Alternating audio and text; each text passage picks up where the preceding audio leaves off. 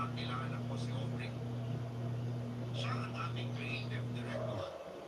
Sa unang beses pa lamang na pagkikita namin sa opisina niya, para ipaalam sa akin ang mga dapat at hindi ko dapat gawin sa oras ng trabaho, ay natinito kong kapractic ako sa kanya.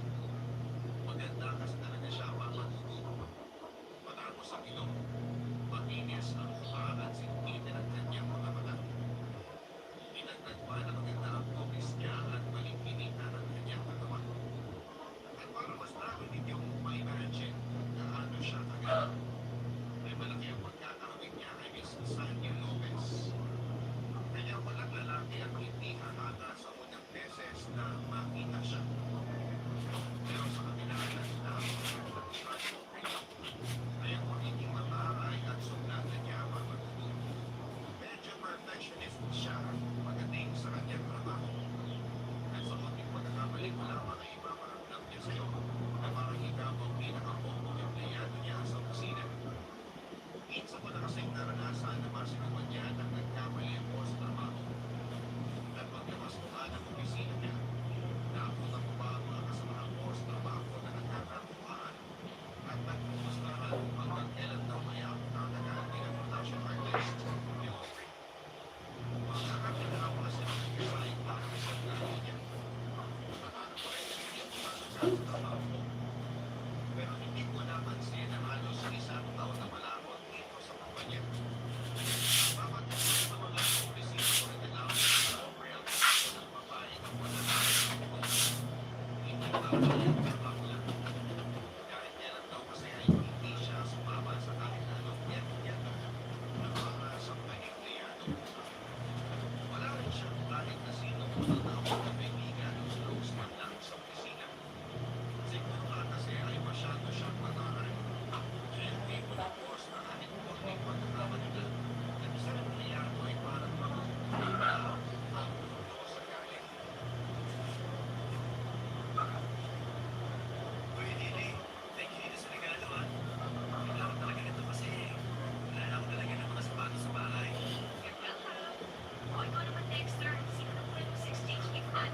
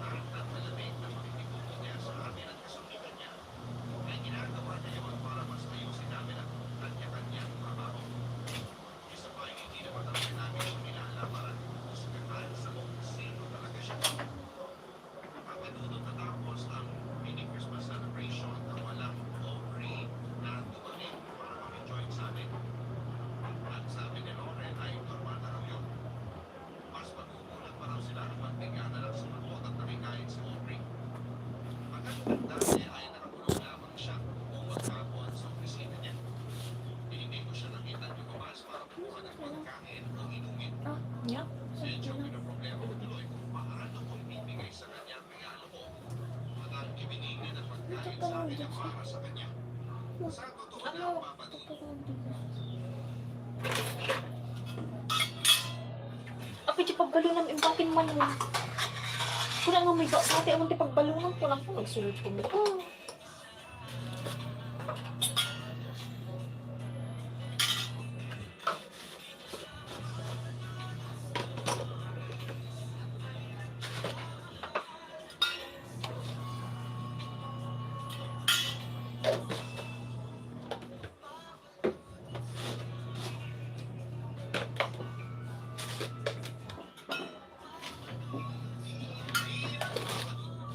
sa lahat ng mga nakatutok ngayon, huwag pong kalimutan mag-like, mag-share, at mag-subscribe.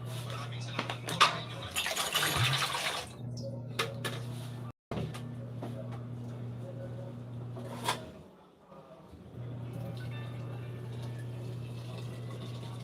ang pag-iisang dibdib ay hindi lang simpleng pagsasabi ng salitang Opo, Father. Sa harap ng altar, ito ay isang dapat patunay. Kaya mo rin panindigan para sa taong pinili mong makasama sa panghabang buhay. Ito dapat ang pipiliin mo sa araw-araw kahit marami pang tukso ang sumubok sa inyo. Hindi lang saya at kilig ang inyong mararanasan. Ang araw din na sa tingin mo ay hindi ka na sigurado.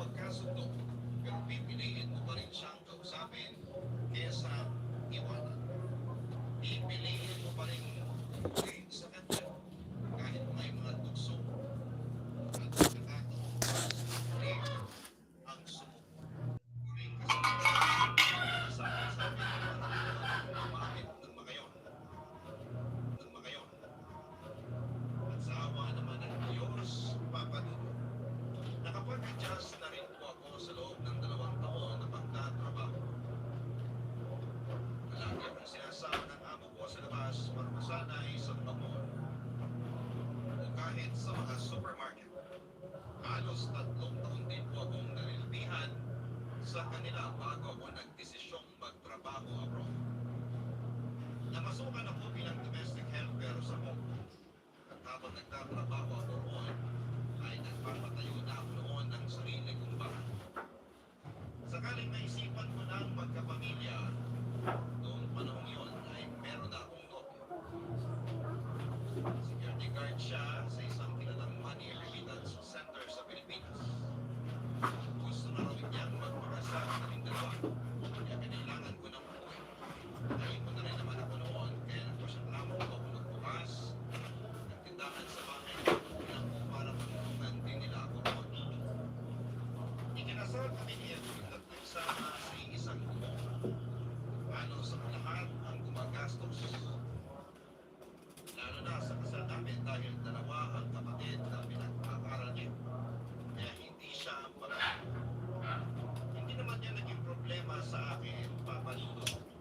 Kasi Edwin, nababawi siya kapag nagsasama na kami sa isang bubong. Siya naman daw ang gastos para sa aming dalawa. Hindi ka man tanong tatawag-tabo. Hindi ka kan.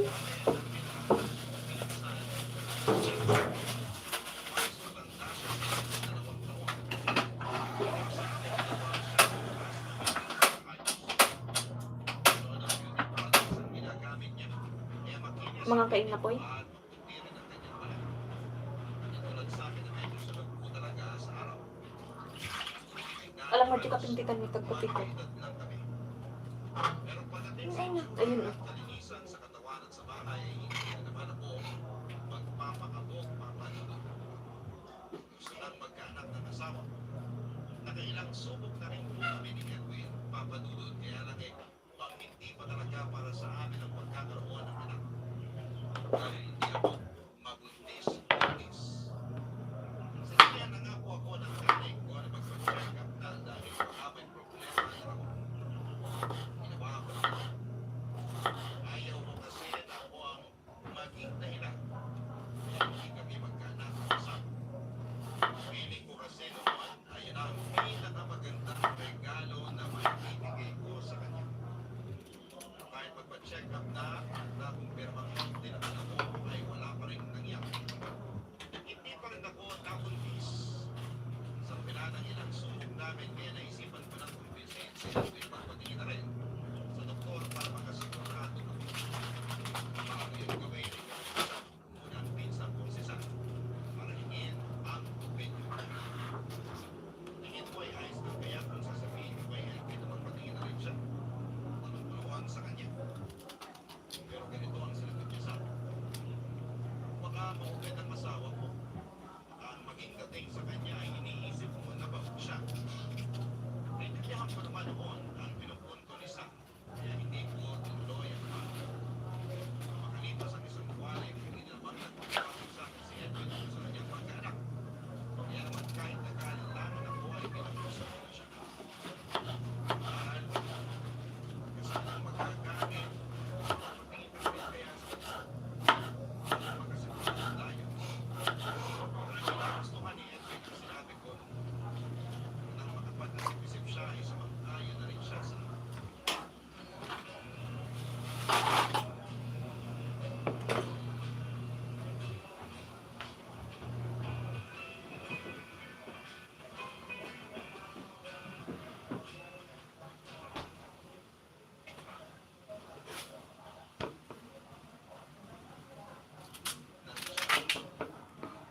sagot ko naman ang gastos papadulog. Pagkakaling nga namin sa doktor ay doon na namin nakumpirma ang kailangan kaya hindi ako mabuntis-buntis. Asawa ko ang may problema. At hindi naging maganda ang pagtanggap niya noon. Napadalas ang pag-inom niya at palagi na siyang wala sa bahay. Minsan ay sinusundo ko pa siya sa luma. Kaya na minsan umuwi siya ng ating gabi at lasing-lasing na. Ay hindi ko na napigilan ang sarili ko na kumprontahin siya. Anong balak mo? Sakay na lang ang buhay mo. Dahil hindi tayo magkaanak. Sabi ko noon sa kanya. Tinignan niya ako ng masama na parang gusto niya na akong saktan na papatulog. Sabi niya sa akin na wala akong karapatahan na magsabihan siya. Wala naman na akong alam. Saan na maharap ko. Hindi naman daw ako ang may problema kaya hindi ako ang makaramdam ng kahihiyan ng hindi ko ang ginagawa. Nakikita ko naman kung gaano siya kadismayado sa nangyayari. Pero gusto ko pa rin ikalang sa kanya noon na hindi lang naman siya ang nakakaramdam kundi kompleto. Wala kami biguan ng ilang araw pakatulog at nakatabi kami sa pagtulog niya. Yan ang nangyayari sa akin. At pagkayakap ang alin ang ginagawa niya noon ay hindi na rin niya nakakabagsak. Nakakalong. Sasaktan din ako sa ginamtrato niya sa akin pero wala naman akong magawa. Kaya ako lamang niya siya. Binigyan ko siya ng panahon para makabago ang isip-isip. Alam ko kasi na pagsubok lang yun sa aking pag-asawa. Kaya lamang papadudod ang inaasahan kong pagbalik ng dating pagtrato sa akin ang asawa. Ay lalong pangalawa ko. Masakit mang isipin pero nararamdaman ko noon na parang hindi na niya ako. Pumasok na rin sa isipan ko na baka may iba na siyang babae pero feeling ko yan rin siya. Ang hindi yan ay apply. Kung sa masyadong masakit ay hindi ko rin talaga matatanggap. Isinakripisyo ko ang trabaho ko para sa pagsasama nating dalawa. Hindi ko hayaan na mauwi lamang yun sa wala. Sa mga sumunod na araw, sinubukan kong suyuin siya at kausapin. Mas naging sweet ako sa kanya, Papa Dudut. Never ko lang binanggit ang tungkol sa pagkakaroon namin ng anak. Dahil makamantaker naman siya. May mga pagkakataon ako pa minsan. Nag-aaya sa kanya na may mangyari sa amin pero palagi niyang sinasabi na pagod siya. At gusto na lamang muna niya magpahinga. Sa sobrang sama ng loob ko noon, ay inaya ko na lamang na uminom si Sam. Doon kami sa bahay nila. Sa tutwang alak at pulutan dahil alam ko na nag-invent siya noong time na yun. Kaya na lamang ang pumasok. Habang umiinom kami at panay ang kwento ko sa kanya, ay napansin ko na panay ang tingin niya sa cellphone niya. Parang may ka-chat siya noon, Papa Dudut. Pero syempre, dahil medyo may tama na ako ng alak ay hindi ko na lamang yun pinagtuko na nasin. Nakailang bote na kami noon at medyo pumupukay na rin ang mga mata ko na biglang dumating si Edwin. Galit na galit siya at pinapauwi na. Halos karad-karin na niya ako pauwi ng gabing yun, Papa Dudut. Sa ikpit ng pagkakahawak niya sa braso ko ay nagkapasa yun pinapasa. Ano-ano rin mga masasakit na salita ang pinitama niya sa akin. Gawa ko, ay makawala. At gusto ko na raw siyang palitan. Napakasakit palitin doon mula sa kanya. Dahil ni minsan ay hindi ako nagkaroon ng ganong intensyon. Gusto ko lang naman makahinga sa bigat ng kalooban ko dahil sa paglalamig niya sa akin. Kaya hindi ko na napigilan ang sarili ko na sagutin siya. Sobra ka naman kung makapagsalita. Hindi man lang ako tinanong kung bakit ako nagkakaganito. Iiwas siya noon ang tingin sa akin. At hindi ko alam kung naaawa ba siya o nakapapalito. Tapos ay bigla siyang sumagot na kahit ano pang dahilan ko. Hindi magandang tingnan sa babaeng tulad ko. Nag-alasing. Kasal ka na. Ibinalik ko sa kanya ang sinabi niya, Papa Dudut. Hindi pa babae ako eh, wala na akong karapatan uminom kapag may pinagdaraanan ako. Bakit ikaw? Ayaw ka na ako kaysa sa akin. Kasal ka rin naman sa akin ah. Kaya na pinaasahan. Hindi niya pinakinggan ang mga sinabi. Nalikuran niya lamang ako para kumain at may na siya sa mga sinasabi ko, Papa Dudut. Mas lalo pang lumamig ang pagigitungkol niya sa akin. Halos hindi na niya ako matignan. Hanggang sa naisipan ko na confront siya. Bala ka pa bang ayusin ang mga natin? Kung wala na, mabuti pang pag-iwalay na lang tayo. Napakaganda ng solusyon mo. Galit naman niya ang sagot sa akin. Ano bang dahilan ng pagsasama natin dalawa? Palagi mo akong iniiwasan. Hindi mo ako pinakikinggan sa mga sinasabi ko sa iyo, Edwin. Iwanan ka ba? Nararamdaman ko na hindi mo na ako mahal. May iba ka na ba? Hindi na nasagot si Edwin sa tanong niyo. Ito na sumusunod na mga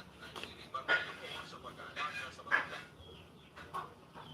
Kaya pansamantalang nakalimutan ang tungkol kina Edwin at kay Sam. Makalipas ang halos papadudod, balitaan ko na lamang na kaya pala hindi may benta ng pamilya ko ang bahay na ipinatayo dahil meron ang nakatira doon.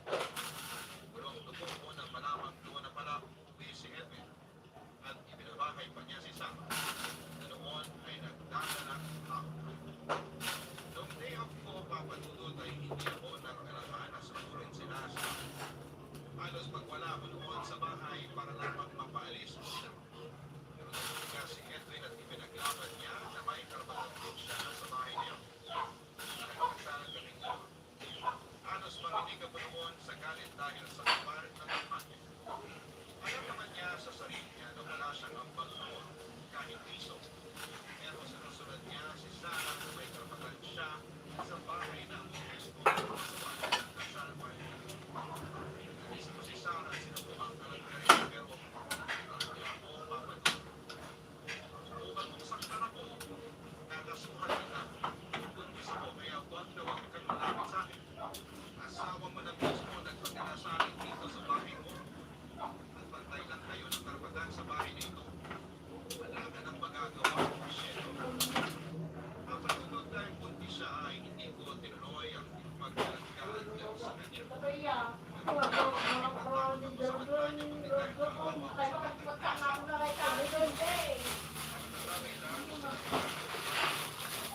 May isang pa din ang araw ko na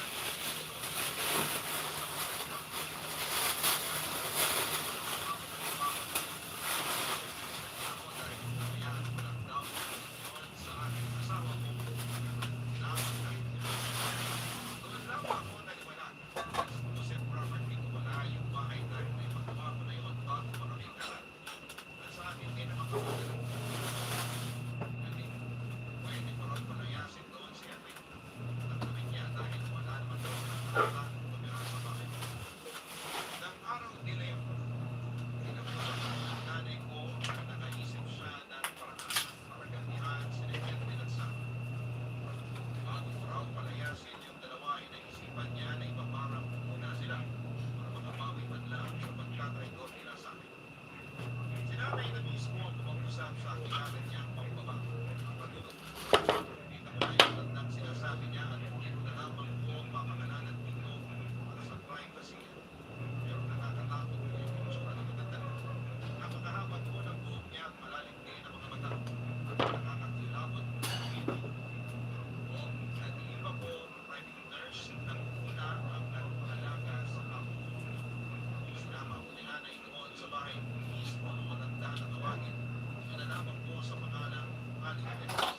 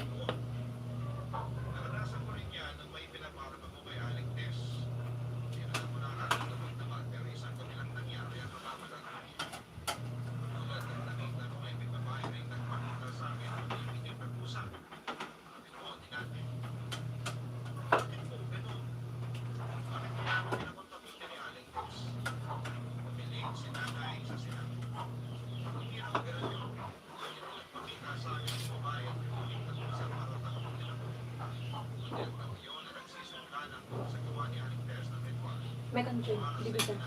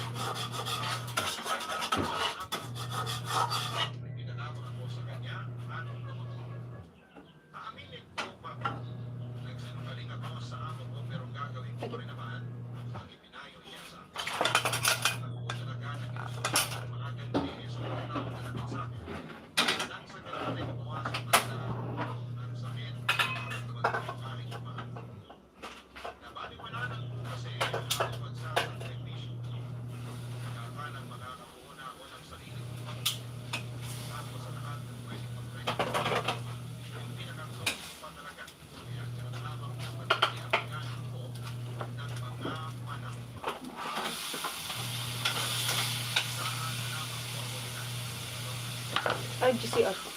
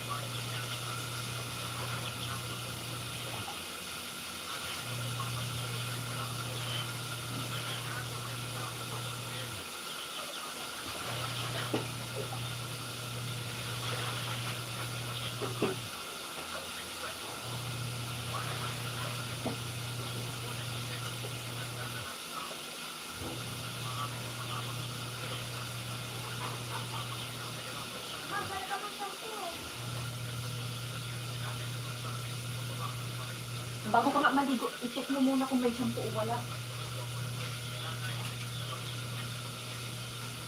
Tanda mo, matapos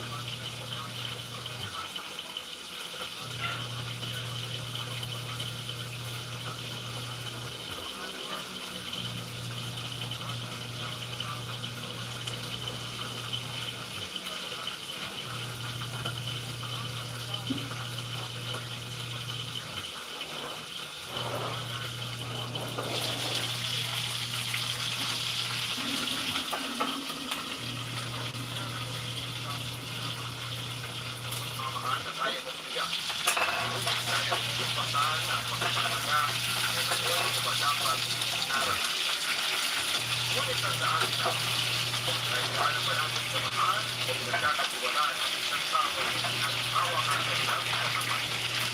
Pero ang nasa sa atin, ang desisyon kung paano tayo gumamit. Maraming desisyon tayo ng sitwasyon. Mas mabigat ang laban sa sarili at kesa sa pamilya. Kaya masabuting pinili ng kapayapaan at biglan. Kaya sa ginawa ng mga panginamaan natin lahat. Mas masarap ang tumusan ng walang pabigat at dinadalaan ng ito. Mas patuloy ang buhay kesa malulubog sa pag-iingat dahil wala naman itong matutulog sa hanggang sa muli ako po ang inyong si Papa Lu. Huwag kalimutan na mag-like, mag-share at mag-subscribe. Suportahan dito ang Kaistorya YouTube channel para sa mga nakakatakot na kwento na atin pong inihere tuwing 7:30 ng gabi. Pagkatapos po ng Papadudod Stories, ipan po kaagad kayo sa Kaistorya YouTube channel. At suportahan niyo po ang Papadudod Family YouTube channel. Maraming salamat po sa inyong lahat.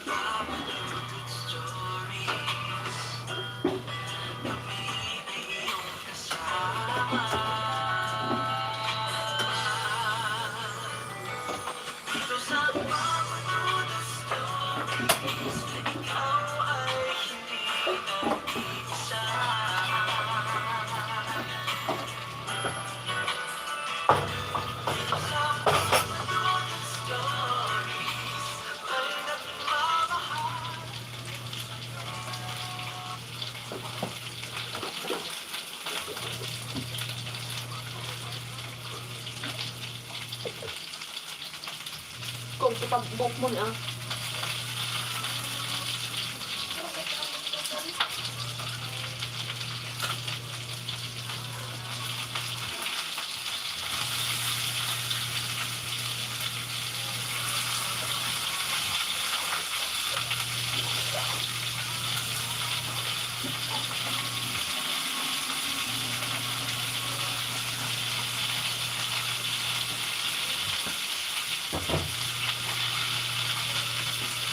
Ang kagibul-bulbong kita. Sabi mo dito sa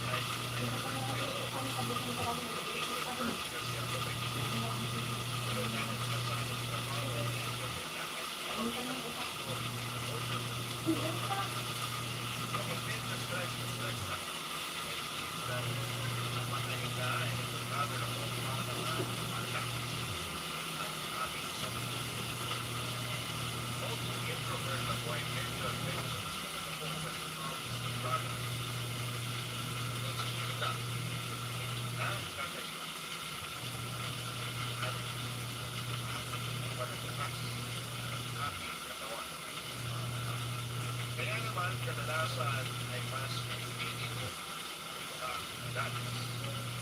May kasamang kahiling ko para sa sightseeing and nature recreation.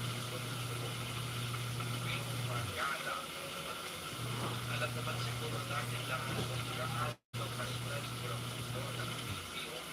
Hindi talagang malasagap ng sariwang hangin at magagawa para maiwasan ang hurricane.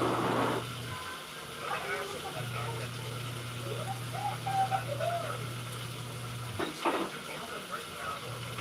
para sa nai-enjoy ko ang dagat ng mag-isa.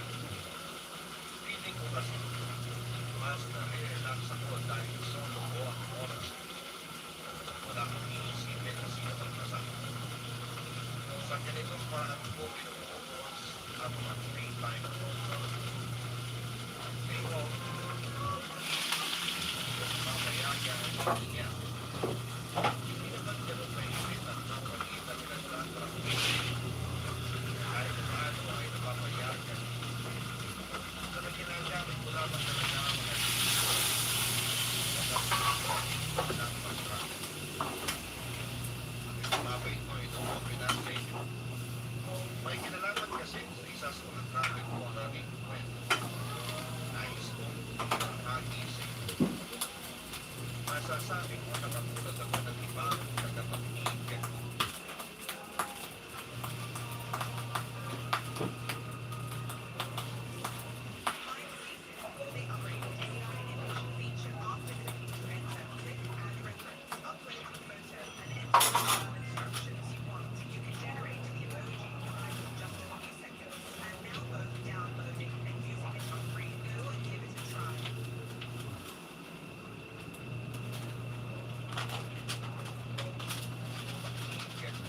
Letter sender na parang hindi naman nagtiwala sa mga kwentong nakakatakot.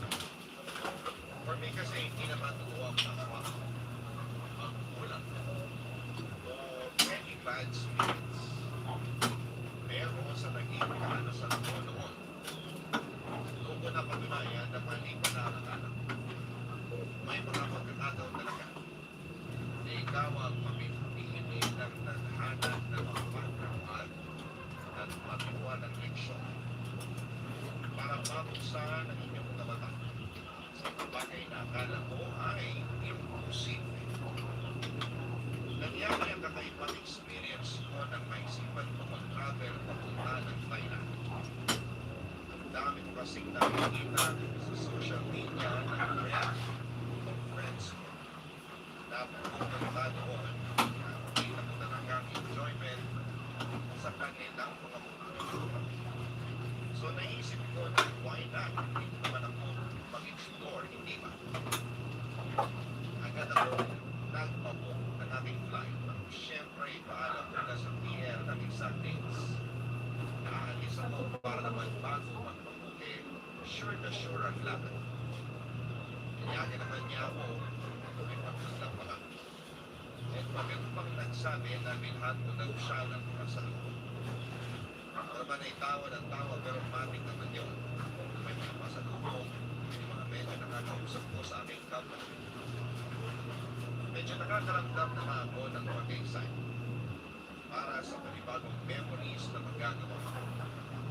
Isa din na talaga yun sa mga nangarap kong puntahan.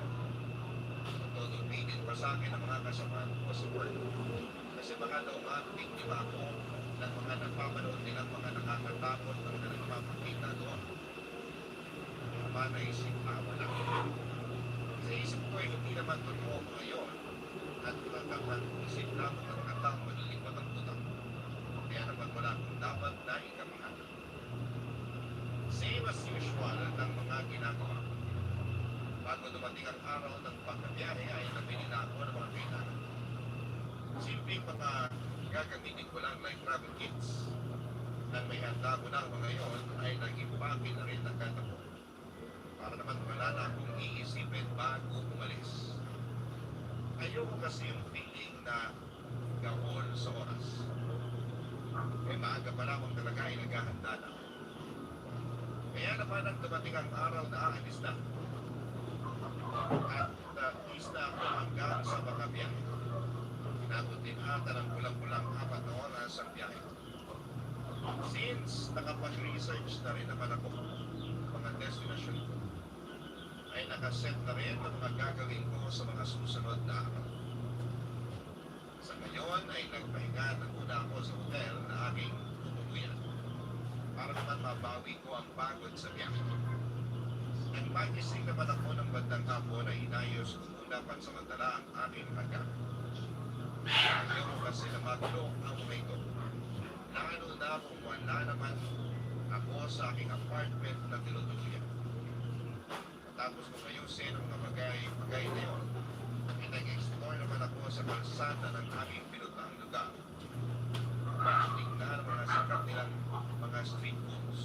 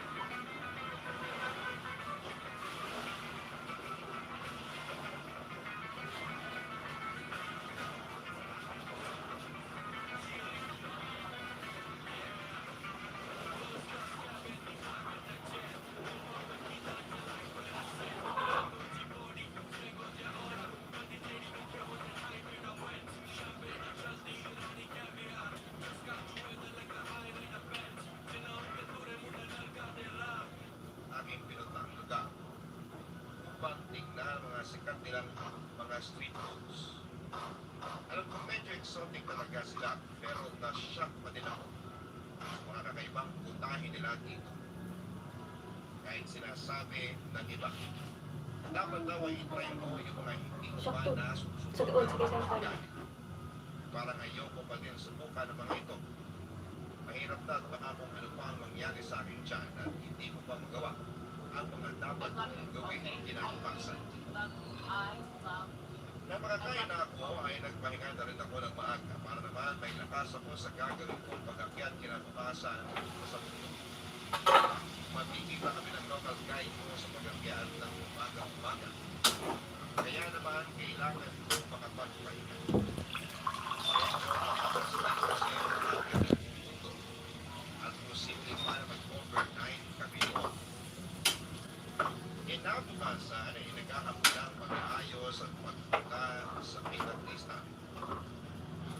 Kaya naman kasi napalit ako. Maamala ko pa ang oras ng guide na nakuha ko. Pagkarating ko doon, ay nakapuna muna ako saglit habang hinihintay ang siyang magsisilbing gabay ko sa bundok na yun. Hindi pa naman kasi ako pamilyar sa lugar at nakapaling ako. Sabi ng mga kakilala ko ay mas mapapabilis daw ang pag-explore ko kapag may kasama kung sanay na sa lugar na yun. Kumbaga ay siya ang magsisilbing coordinator ko para sa lakad na yun. May mga ilata din na naroon na kasama din sa pagkakit. Nang dumating siya ay inorient niya lamang kami sa mga bawal at pwedeng gawin. Maaari naman daw kumuha ng litrato ngunit iwasan ko lang daw ang pag-ingay. Lalo na kung nasa parte kami ng lugar kung saan may mga rekulto na makikita. Pinapaliwalaan kasi nila na mga estatwa na naroon ay pinamahayanan ng mga espiritu na siyang protektor nila sa lugar na yun. Kaya naman baka magambala sila kapag mahingay ang tao. Bukod sa akin ay iba pang turista na aakyat din sa bundok na yun. At naman nagkain na naroon ay magsalita ng Ingles. Kaya madali lang para sa amin ay kunin sila at makausap kung may mga concern kami. Abby, June's hand. I'll take us to your favorite artist, G. I think it's a bit. What's the like Rainbow Girl? Your truth. I choose my family. Ikaw, what's your truth? Isa pa sa mga sinasabi nilang dapat namin ingatan. Kaya mabasa at kumongfet ang mga estado na naroon. Maaari daw kasi magpapit ng hindi magandang mangyari kung sakali ba. Makagawa kami ng mga kinaka-ayawa ng mga espiritu doon. Hindi naman ako naniniwala sa Diyos. Ay hindi naman ito masyadong iniintindi. At mas nag-focus na lamang sa aking gagawing pag-akyat. Maganda po yun ang lugar na yun, papadudod kumpara sa ibang mga bundok. Takot na. Mas nare-relax ako dito dahil bukod sa napapaligiran ng mga nagtataas ang puno ay may mga halaman din dito. Naunang beses ko lamang nakita. May mga kasama ako sa tour na yun at minsan ay nakikipag-usap sa akin. Sinabi ko naman sila pero hindi man lang dahil hindi ko pa naman sila kahanap ng kailangan. Matapos namin gawin ang dapat namin mga gawin na maghahanda ay nagsimula na naming paypain ang mundo. Sobrang amazed na talaga ako sa aking mga nakita. At ang protektado ang kagubatan sa kanila. Dahil kita mo ang mga nagkaganda ang mga puno at halaman dito. Nang una ay maayos at tutuwa pa ako sa aking mga nakikita. Ang mataas ang aming inaakyat ay hindi na bumibigay ang aming pagkaramdam sa tao. Don't get me wrong. Alam ko na natural na medyo bigat at pakiramdam kapag nasa taas na bahagi ng mundo. Pero iba ang feeling ko ng mga oras na yun. Para bang may bumubulong sa akin. Huwag na akong tuloy. Nang tingnan ko naman, ang ibang kasamahan ko sa tour ay ayos lang naman sila. Mga silang nagkwekwentuhan dahil na nga rin ayokong maging KJ at talaga namang ito ang pangarap kong gawin noon pa man. Pinaliwala ko ang tilang bulong at mawala na yon ang aking isipan. Hindi ko naman alam na ang pagbabaliwala ko pa lang yon ang siyang magiging dahilan upang maranasan ko ang isang bagay na kailanman ay hindi ko makakalimutan. Kasalukuyan muna kaming nagpapahinga dahil medyo pagod na rin naman kami sa pagkakyan. Medyo maaga pa rin naman, kaya naman nagpasya kami na mag-snack muna. Nakaramdam ako ng mga oras na yon ng tawag ng kalikasan.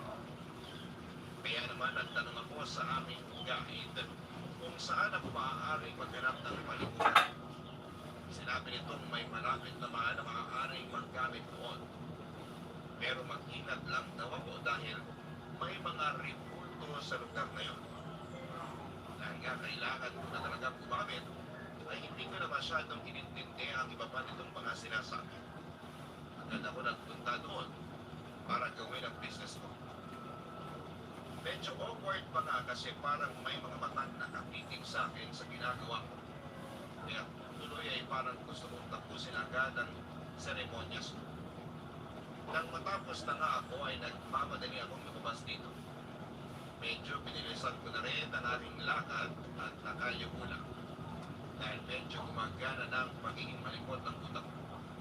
At naalala ko ang mga napapanood kong horror movies tungkol sa ganong mga lugar. Alam niyo yung mga may bigla na lamang lalabas na kung anong sagupan?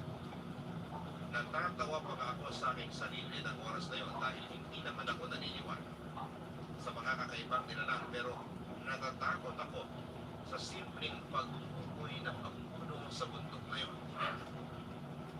Malapit na sana ako sa aming rest stop na hindi sinasadyang mapadid ako sa nakamusling ugat ng isa sa mga puno doon.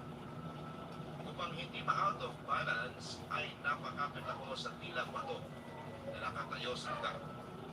Hindi man ako natumba ng tuluyan ay nabasag naman ang batong nakapitan ko. Nang tingnan ko ito, ay doon ko napagtanto na ito pala ay isa sa mga repulto na makikita sa bundok na aming kinakalagyan. Kinabahan ko ngayon. Kasi ang alam ko ay posibleng makasuhan kapag nakakabasag ng ganitong mga repulto. Tumingin na agad ako sa paligid kung may nakakita pa sa akin. Buti na lamang at walang kasama ang naroon, kaya naman safe ako. Napagpasyahan ko na buwan, ipagbigay alam ang nangyari, at bumalik ako sa aming grupo na para bang walang nangyari. Pagkabalik ko ay umalis na rin naman kami kaagad at medyo kabado pa din ako dahil sa aking ginagawa. Nagigilty man ako, pero naisip ko na wala naman sigurong mangyayari kahit nabasag ko ang isang repulto na nakapwesto dito. Pero after mangyari yun ay nakaramdam na naman ako ng kakaiba sa aking katawan. Para bang may nakasukit sa aking likuran bukod sa bahay ng aking daladala. Hello guys, ako si Awit Patrimonio and welcome to the News H Coach. And for today's session,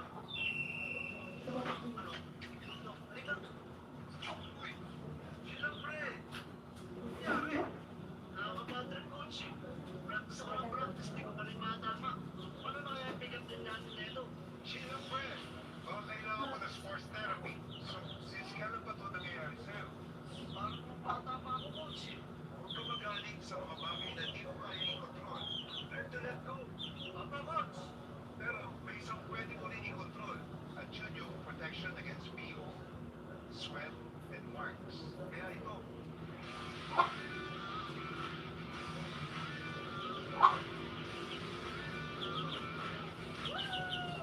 Ganyan, mag-stay cool, mag-battery na. Dala-dala. Medyo paggabi na rin ang makarating kami sa isa sa mga designated rest stop namin sa bundok. Kaya napagpasyahan ang aming gamit. At doon na kami mag-set up ng mga tent na aming tutulugan. Nag-ayos naman ako ng aking tent. At nang makatapos nga, ay sumalo na rin ako sa kanila sa pagkain ng hapunan. Pagkatapos ng aming dinner ay nagkanya-kanya na kaming puntahan ng aming mga tulugan. Medyo nawala na rin naman sa isipan ko ang mga nangyari kanina, kaya naman nakatulog agad ako. Dala na rin ang pagod sa maghapong pangakyat ng bundok.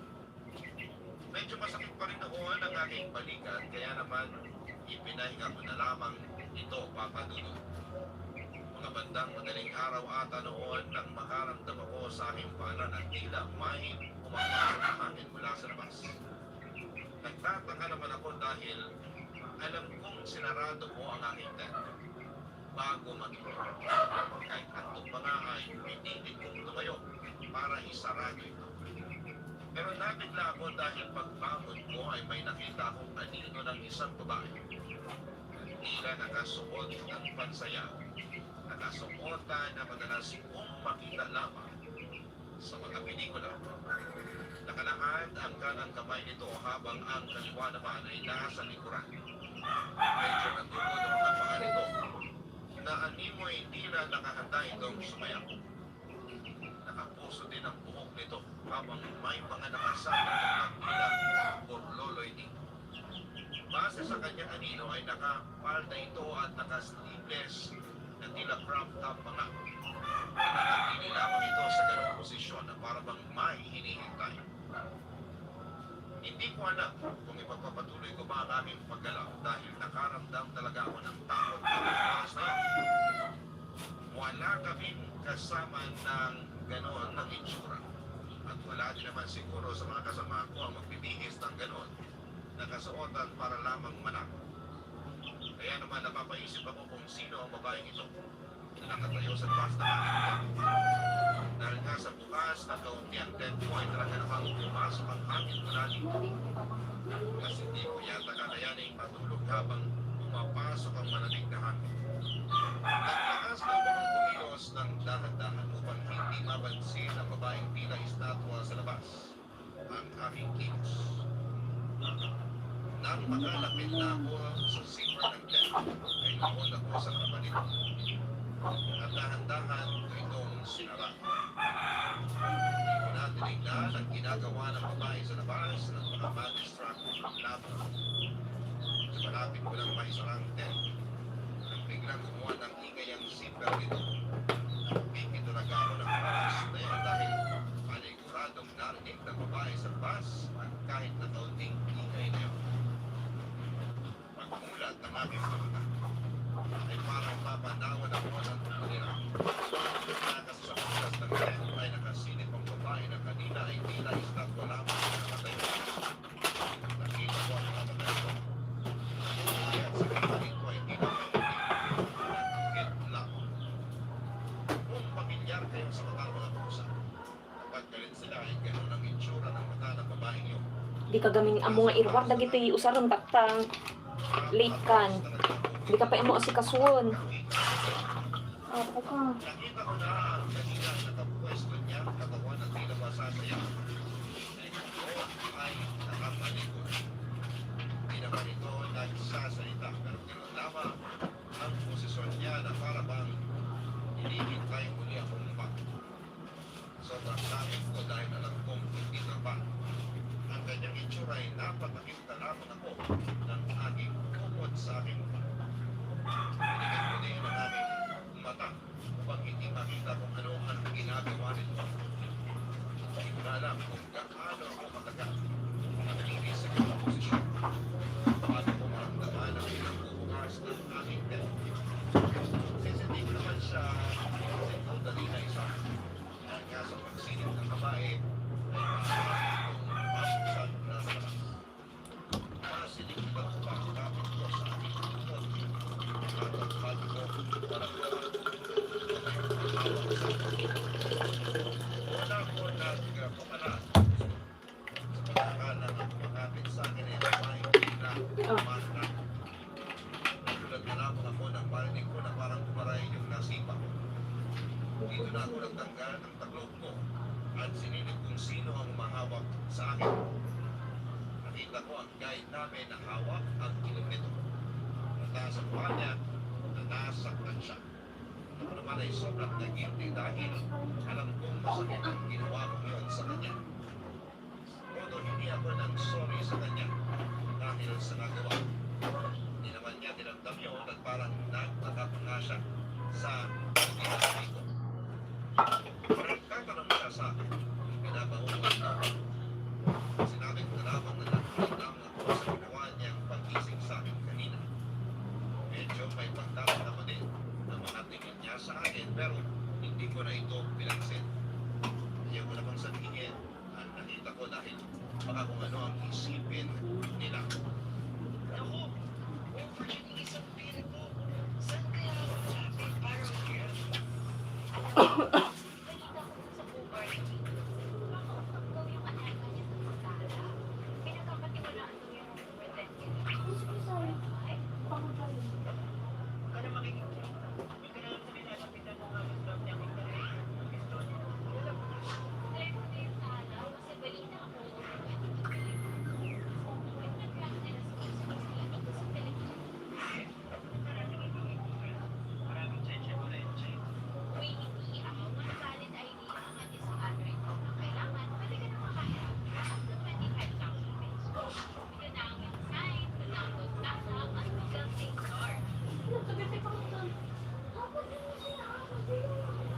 Alam mo kung bakit? Hindi ka rin ko lang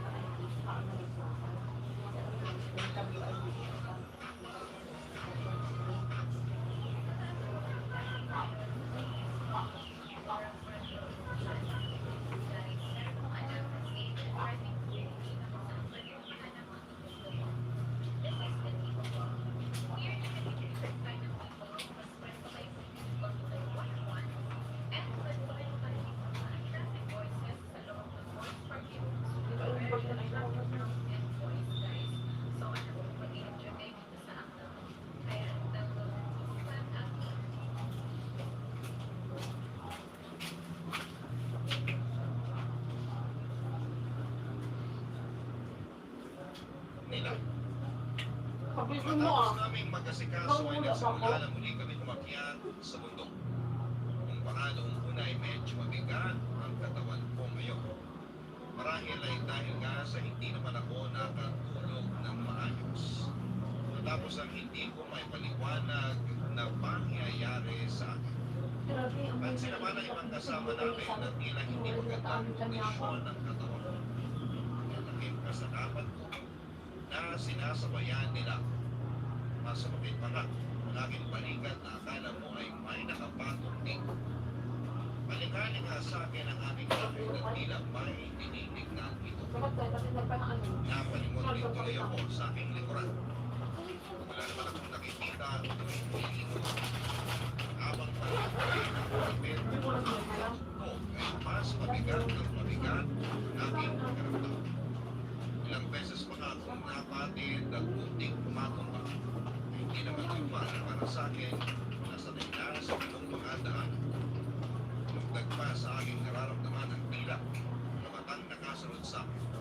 Sa tuwing titingin naman ako sa aking paligid ay wala naman akong nakikita.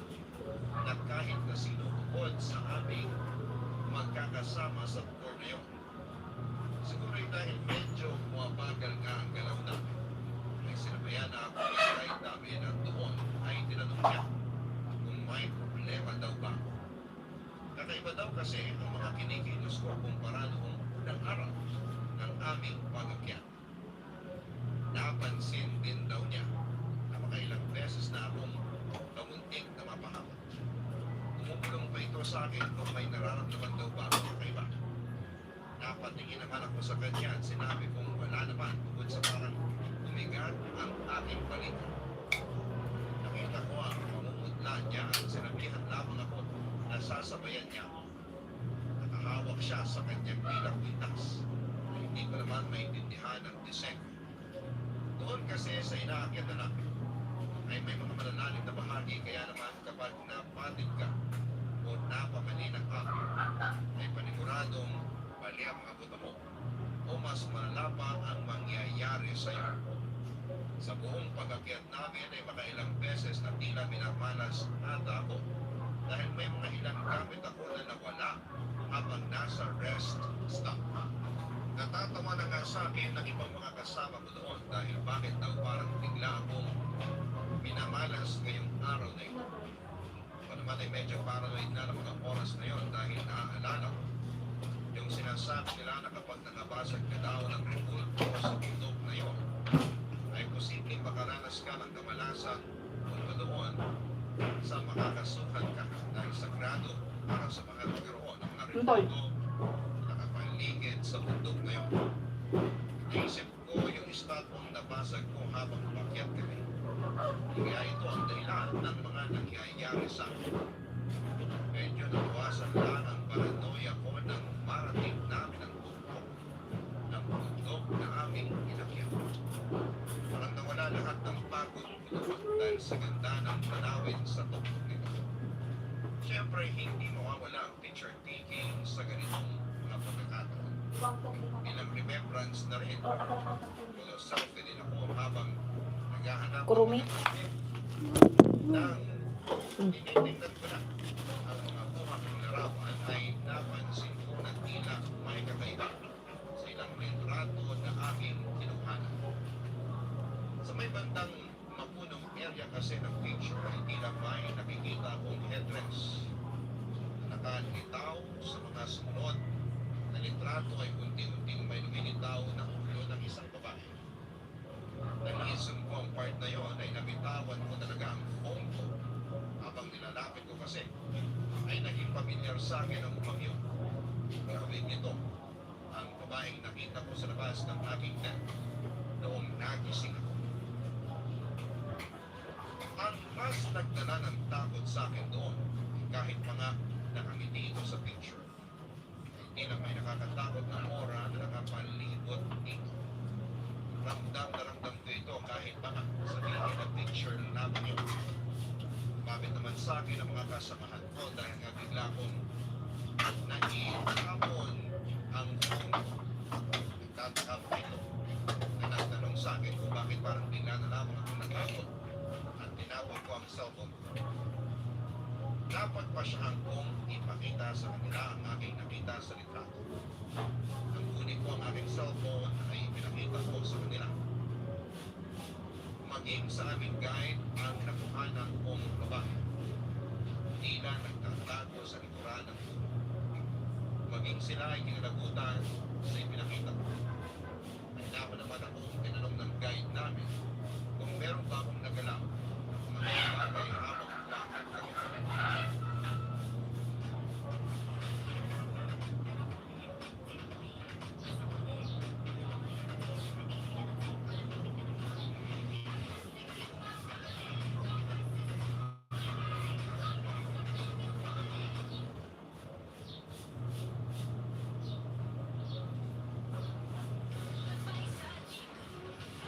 Loose all you want. It's time to try Maggie Magic Syrup.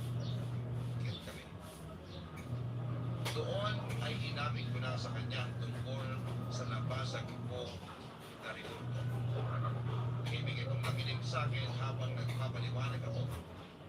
Nakikinig din naman sa amin ang aming mga kasamahan. Ayon sa guide namin ay mukhang mind na offend daw akong espiritu doon. Nang nabasag ko ang kanyang report. Pagkamaan na hindi ko naman daw sinasadya. Ay mukhang sinusundan ako nito. Ayaw lang daw niya akong takutin kaya hindi niya sinabi sa akin. Pero ang babae daw na nasa litrato ay kanino ko pang kasama. At nakasampa sa aking balik. Kaya naman tinitingan daw niya ako at sinasway.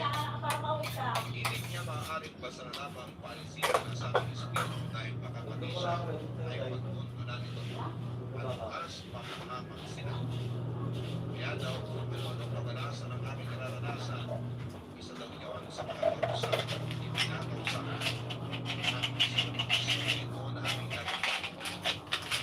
Tiyaya na agad kami ng aming guide na buwaba ng bundok upang hindi kami abutan ng gabi. Mas mataas daw kasi ang kapangyarihan ng mga ganong nilalang kapag gumagabi na. Agad kaming nagsipagkilos upang makababa na. Medyo mabilis ang lakad nilang ginawa namin dahil mahirap na ngang maabutan pa kami ng dinig. Walang ako sa mga kasama ko dahil nadamay sila dahil sa akin. Pero ang nakapagtataka naman kahit anong bilis naming maglakad, ay parang hindi kami nakapababa. At di namin marating ang baba ng tutok. Ramdam ko ang kawanan ng aming mga kasamahan, pero hindi lang din nila ipinapakalata. Maging ang guide namin hindi kami tatarantara rin dahil sa mga